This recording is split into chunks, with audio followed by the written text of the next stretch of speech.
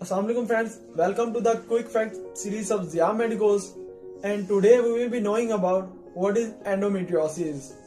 So during menstruation cycle, the inner lining of the uterus, which is called endometrium, thickens and then sheds if no egg is to be fertilized. Endometriosis is a disorder in which the endometrium is found growing on the outside of the uterus, like in ovaries, fallopian tube, or in intestine. And this will lead to serious, severe pain, damaging, inflammation, and in severe cases, it will lead to infertility. There are some major causes of endometriosis, which include problems with menstrual period flow, genetic problems, immune system problems, the hormonal imbalance like estrogen imbalance, and surgery will also.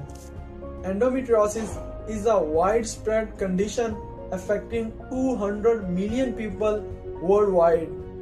Treatments such as hormonal birth control and surgery can help reduce symptoms, but still there is no proper cure and treatment yet to be found.